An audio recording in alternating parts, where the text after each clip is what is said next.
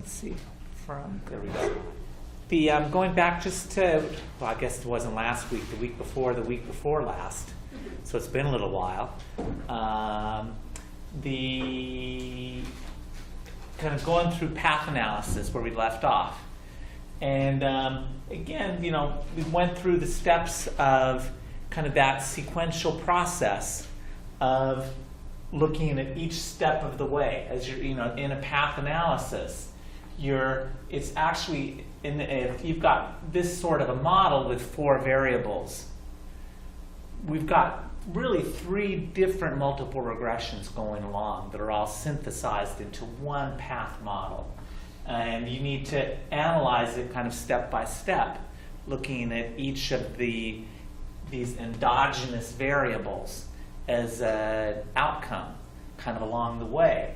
And then doing the calculations that we talked about and looking at the standardized regression coefficients, you're able to, in the end, the coefficients, the standardized coefficients for this analysis and for a regression predicting study hours and the regression predicting grades will all add up in the end.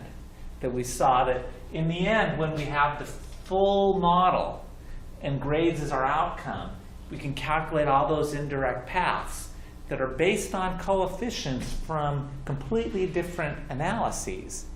And if you do the math, it'll all add up in the end when you're looking at kind of what's your total effect, what's the direct effect, what's the indirect effect. So it's really kind of very elegant, very beautiful, I think, how it works. A couple comments I wanted to make before moving on in that regard. We're focusing on, and what you typically see people use are the standardized regression coefficients. In part, I think, well, for a few reasons. One, math adds up very elegantly, which we like. Standardized coefficients are easy to interpret, particularly if these are on different scales. Hours, predicting hours.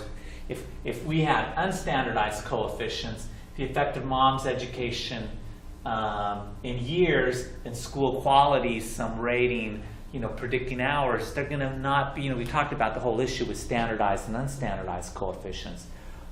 How big they are becomes more difficult to interpret if you're with this unstandardized coefficients. So you generally will see people do these sorts of models with standardized betas, and certainly we will be doing that. But you can report the unstandardized coefficients, and there's times that you have to. We're not going to get into that at all here. But for example, if one of these are a dichotomous variable, instead of a continuous variable for school quality, if this was, say, is it a good school, bad school, failed school versus non-failed school, whatever those categories people come up with, then it's a little more complicated, and you need to you can still do this, you can't do it in multiple regression. But these sorts of models, you have to use the unstandardized coefficients. So if you are reading a report and you can kind of anticipate, oh, these are standardized betas. If all of a sudden you see numbers bigger than 1, now you could have a beta bigger than 1, but not often. But if you see it that it's clearly not standardized coefficients, it's not that necessarily that they've done something wrong, but certain data doesn't work with the standardized coefficients. You need to use the unstandardized because the steps here are different analyses. It's not going to be a multiple regression anymore. It might be a logistic regression is one of the steps in essence going on. So just kind of wanted to point that out to everybody. And also in the book, you may notice that they have a couple examples where it's the two-headed arrow. They've got a correlation between variables. And there's one diagram, I think, that they have where it's not this. Notice I talked about in multiple regression, everything is related to everything. Every variable has to have an arrow going to or coming from every other variable. I think one of the illustrations in the book doesn't do that. And that's in part because he's setting everyone up. He's already starting that transition into structural equation modeling, which is the second half of the book. But multiple regression, when you do this in multiple regression, whether or not you think there's a path, there's a path.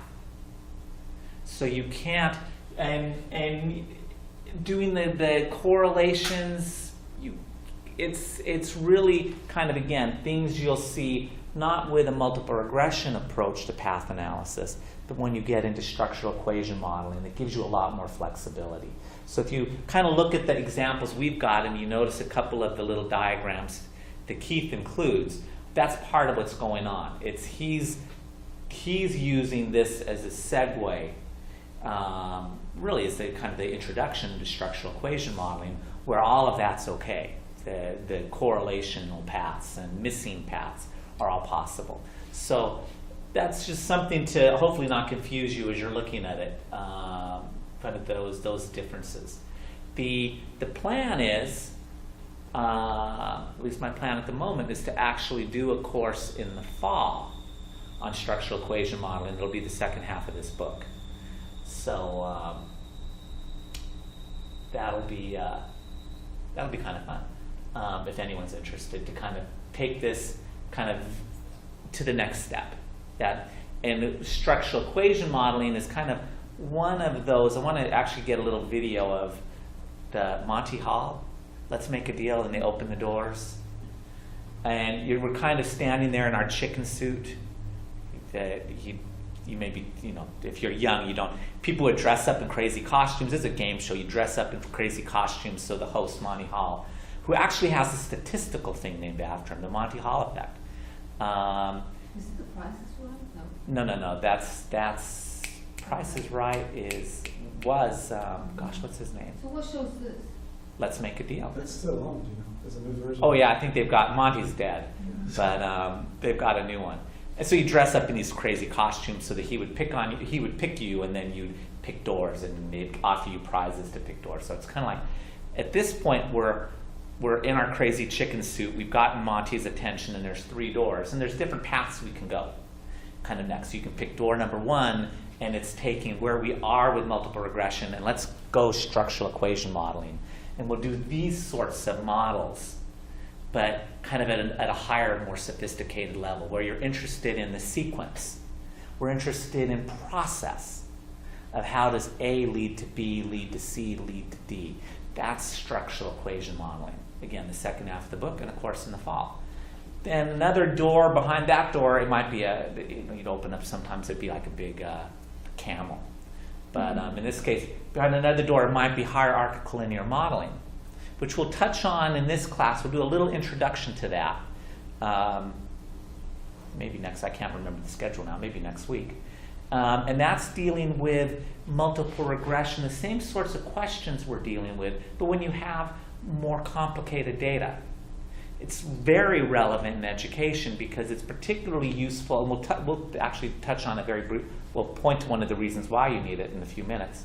When you have nested data, like students within a classroom, and you want to look at, does this curriculum help those students? Does this teacher training help students? And you've got 1,000 kids in groups of, kind of grouped together in 40 or with maybe 40, 50 different teachers.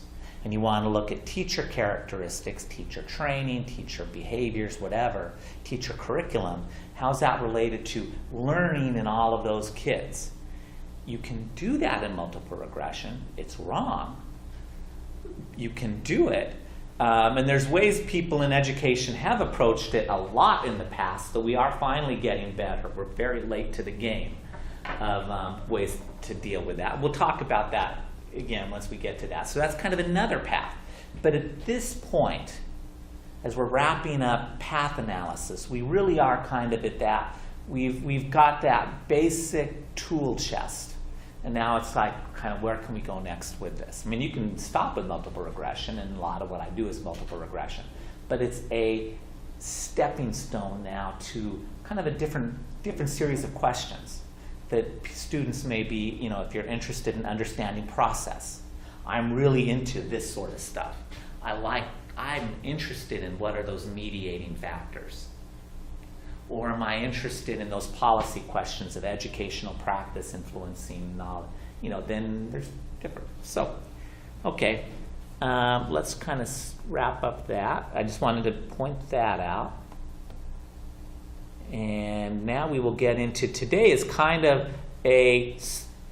really a odd assortment of material kind of thrown into this chapter. Covers assumptions and diagnostics. There's a little variety of content that is another way I think of kind of wrapping up where we are. Is then we'll move into some other material. But so one, we've talked previously, so one of the things that Keith covers is the assumptions. We previously talked about the assumptions for multiple regression, and which I think does make a little sense to not chapter 9. You should it makes sense to me to talk about this a little earlier in the course. But here they kind of are again, and elaborate a little bit more. We've talked about these, I won't belabor it. The assumptions of regression is linear, and remember that just means that we can write it as a linear equation. We can still have those quadratic terms and make curves, but it means our y equals b0 plus b1 times x plus b2 times x2 plus b3 times x3. It doesn't get into things that we'll see shortly, that e to the power of things and logarithms that we'll see with logistic regression. The errors for individuals are uncorrelated with each other, and the errors are uncorrelated with other values of x. And this gets at the issue I was just talking about with if you want to look at teachers and teacher effects, teacher characteristics, and student behavior, students as the outcome. So, because now all of a sudden your errors will be correlated with each other. If you and I are two teachers, we're each teaching middle school math, and you're a phenomenal teacher, all of your students may perform above average, above expectations, because you're such a great teacher. So if you three are students in Kavanaugh's class, your residuals are going to be positive and positive and positive. Your errors are all going to be positive because you're doing better than expected because you got a great teacher. If I'm, on the other hand, a horrible teacher, and you're all in my class, you're all going to suffer to some degree because of it. So your residual, you're going to do poorer than expected and poorer than expected and poorer than expected. So your residuals, again, are going to be correlated with each other. When you have that sort of data, it violates this assumption, which can be a big deal. But fortunately, there's elegant, beautiful ways to deal with it. Variances are, the variance of our errors are constant across x. This is, it's important, particularly if we are doing statistical tests, because in the end, if the variance of the errors are bigger at one end and smaller at another, our t-test, remember, we're looking at those variances to calculate our standard errors, and they're gonna not be the same. It's gonna depend on what your value of x is. So the statistical tests become sloppy and inaccurate. The variance is normally distributed, for the same reason. They're all based on the assumption they're normally distributed, but that's pretty, if you've got a good sample size, this is less of an issue. The predictors are measured without error. We've talked about that. And we'll talk about a little more. I'm going to kind of skip over this one for a moment. We'll come back to it in a minute. And there's no specification errors. This is another one we'll talk about. I want to elaborate on a little bit more. No missing common causes, no modeling mistakes, and the predictors are fixed. We previously talked about that it's, again, regression's fairly flexible with that, but that's the idea that I'm assigning values. Technically, it's all based on the assumption that they're set specific values. I'm not randomly sampling people and looking at their variables, but at their values. But regression's fairly flexible with that, so that's And then the outcome's a random variable. That just means it's got that random component. There's a part we're able to predict, and then that random error at the end that otherwise you can't do anything. But I want to elaborate a little bit more on these two. Predictors are measured without error, and there's no specification errors. So I probably should have said this earlier. I think part of what in the spirit of this chapter, I want to kind of bring up a few parting comments and observations on multiple regression before we move into logistic regression and HLM a little bit. So these two, I want to elaborate on them a little bit more. And again, this idea of this specification.